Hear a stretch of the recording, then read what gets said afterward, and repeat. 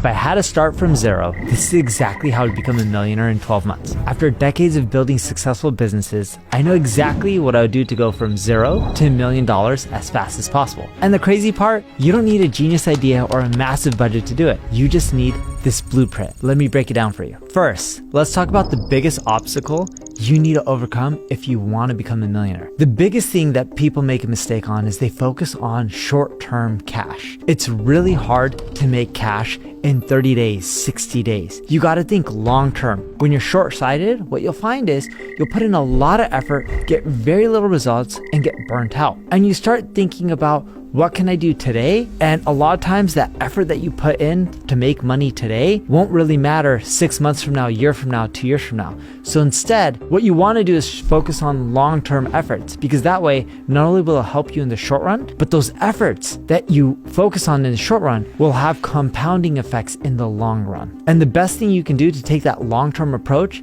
is to build an audience. In essence, you're owning your own platform. Think about it. Facebook, Instagram, Google, they're all examples of platforms. When you have your own audience, kind of like a Tony Robbins, LeBron James, or Kardashian, you can continually go after that audience and monetize them.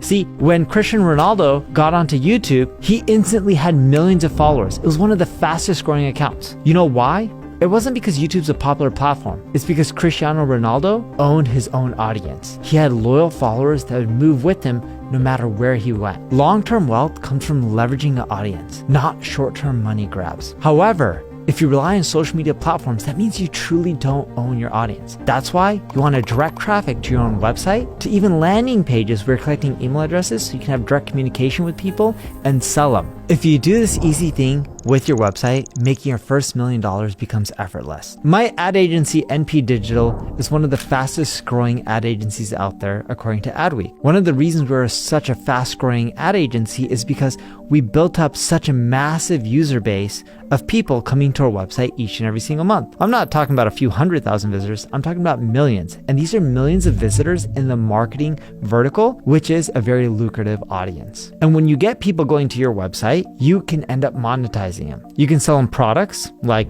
bags or purses or clothes, or you can even sell services like I do, such as consulting. I want you to think about this from a basic math formula. At neilpatel.com, we generate over 1 million visitors a month. We sell products for $30 a month and upwards. So let's say you can get 1% of that audience to sign up. From 1 million visitors, that's roughly 10,000 people a month.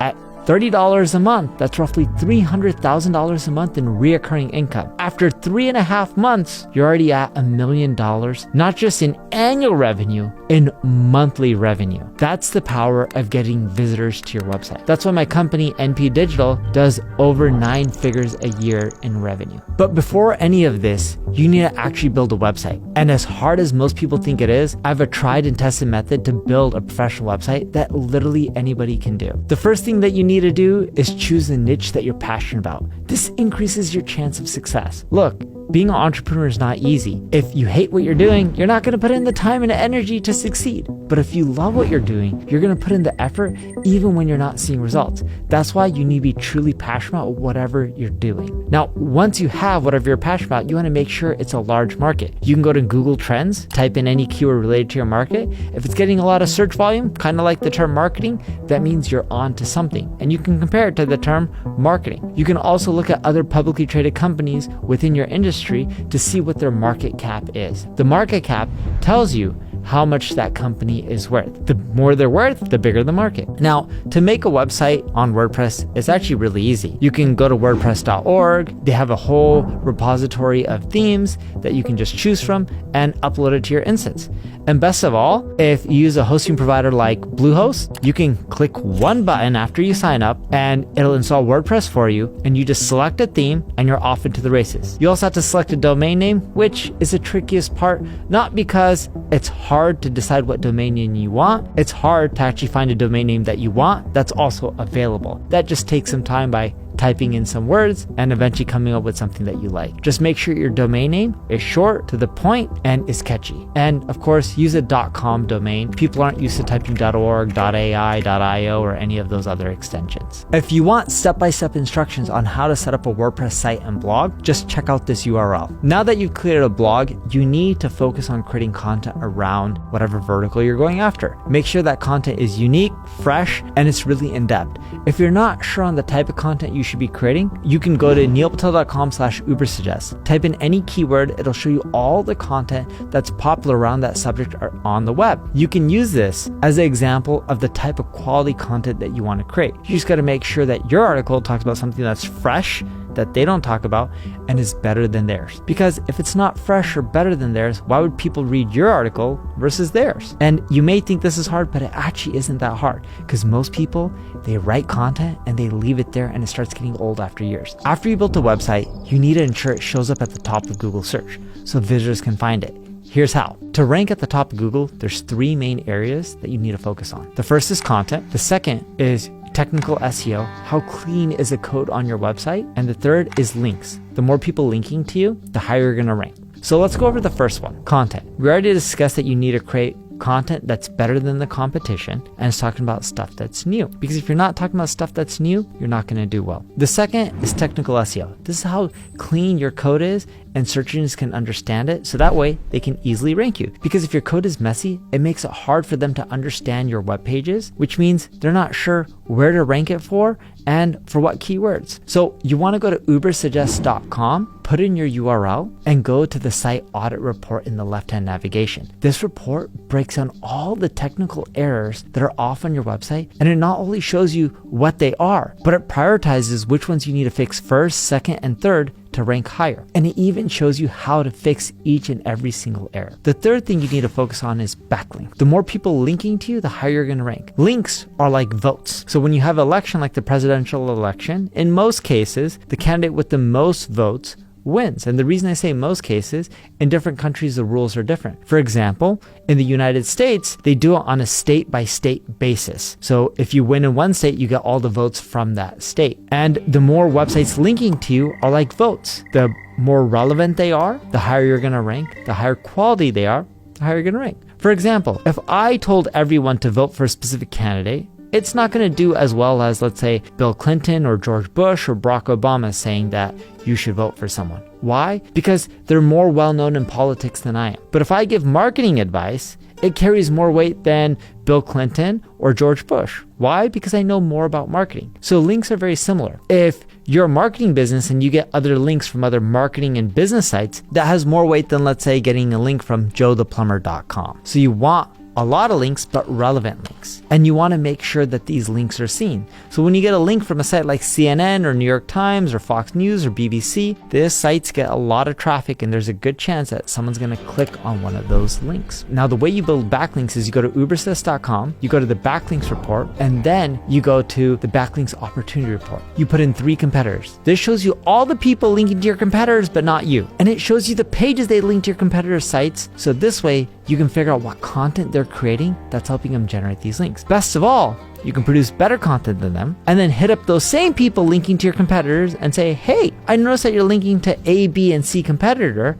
My content breaks down 1, 2, and 3 that theirs doesn't. Check it out. If you like it, feel free and link to it. See, when someone links to not 1, not 2, but 3 of your competitors, it means they're competitor agnostic. They don't care who they link to in the space. They don't have any loyalty to one person. So if you hit those people up and you have better content, why wouldn't they want to showcase it to their visitors versus something that's not as good? As you do this more and more over time, what you'll find is within 3 months, you'll start getting better rankings on Google. Within 6 to 9 months, you'll start climbing to the top for long tail phrases that aren't as competitive as terms like credit cards, right? Which would take forever to rank for. And all these visitors add up, and now it gives you a monetization opportunity. After ranking at the top of search, you'll need this if you want millions of consistent visitors to your website. Look, we talked about how you need content to get people to your website. If you don't have content, it's hard to rank. The key though with content isn't just about writing quality content, it's about filling in the gaps. What are your competitors getting traffic for that you're not getting traffic for? This is called content gaps. So in Uber suggests, you can actually go to the competitor analysis report.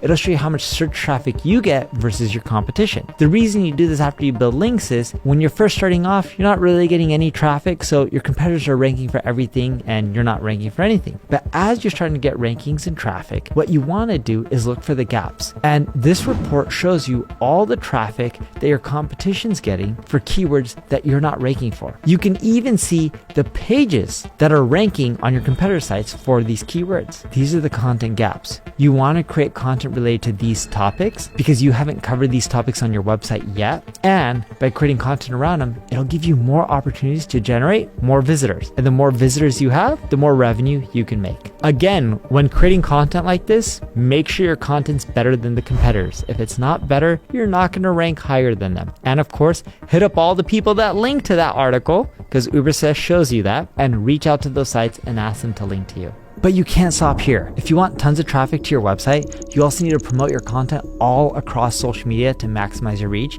and blow up your business. The strategy that I love is when I create content, I love reposting it on platforms like X, LinkedIn, Facebook, and Instagram to maximize my reach. These platforms have billions of users, so why wouldn't you want to leverage them to get more visitors to your website? Now, it's not just about posting the content on these platforms, it's about engaging and building a community on these platforms as well. Because the more you participate, the easier it is for you to build up an audience. And what I like doing is I like first posting on X and using it as a testing ground because it's much easier than most platforms and you can quickly see what's getting engagement and what's not. Then take your winners and then post it on all the other platforms because X will give you feedback on what's working and not. And you can post 3-4 times on X around the same piece of content to quickly see what resonates with people. And then you have the copy to use on the other social platforms. Now with Facebook, LinkedIn, and X, it's easy to post a link. With Instagram, you can actually post a story and tell people to swipe up to go to your website. With TikTok, you can drive people to your bio links, right? And you can do the same with Instagram and have people go to your latest blog post because people are clicking on these bio links across all social platforms. But if you're not doing this with your website, you're leaving so much money on the table. What I recommend doing is offering lead magnets, which are PDFs, quizzes, and action plans to capture emails and build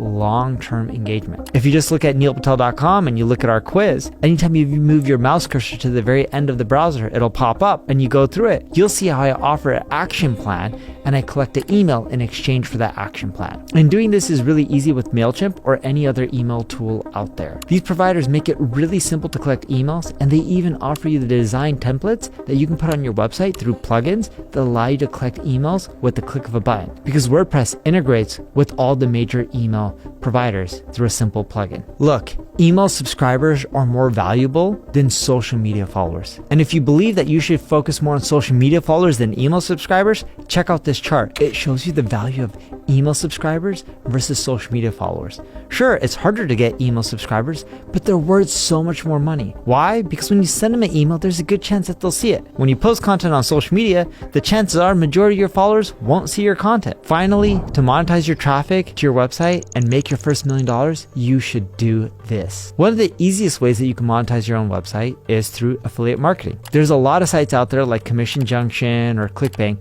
that'll show you all the companies that have products in your space and you can promote their products, and every time you generate a sale, they'll pay you a commission. The best part is when you link to these products within your blog articles, you're generating revenue even when you're sleeping because you're constantly getting website traffic. But you shouldn't stop there. You should sell your own products directly or even your own services because there's many ways you can monetize and it doesn't have to be limited to one. At neilpatel.com, we sell tools like UberSuggest and Answer the Public. We also sell consulting services for SMB businesses through our NP Accelerate division. And at NP Digital, we also help both enterprise and SMB companies grow their traffic. So as you can see, we're monetizing in many different ways. We have tools, we have services, and we do this in multiple countries and languages. This all helps us make money in many different ways because when people are sleeping in the United States, I'm making money in countries like Japan and Singapore and India where people are awake and can still buy our services and our products. Make sure you have different monetization models focusing on different price points because not everyone has a ton of money. Some people can afford a Ferrari. Some people can only afford a Toyota. There's nothing wrong with either car. Just have options for both. A Toyota may not be as expensive, but you can sell it in quantity. A Ferrari may be expensive, but you can't sell it in quantity. It's still worth having multiple options. Here's the key. When you have traffic, your goal should be to monetize 1% of your traffic. If you can get 1 million visitors or even 100,000 visitors, and you can monetize 1%, it'll add up over time. Whether you're selling something for $30 or $5,000, there's many ways to make money, but you just gotta monetize your audience. And the way to monetize is by having multiple options for people. That's how you get your conversion rates not to 1%, but to 2%, 3%, so you can make even more money. And ideally, come up with something that's reoccurring so you can keep cashing checks because you're continually giving value to people each and every single month. It's much easier to make money from your existing customers than it is to make money by attracting new customers. And that is exactly how I'd make $1 million in the next 12 months, even if I was starting from zero. Follow this roadmap, test, iterate, and improve every single day, and you'll be on track to becoming a millionaire in no time.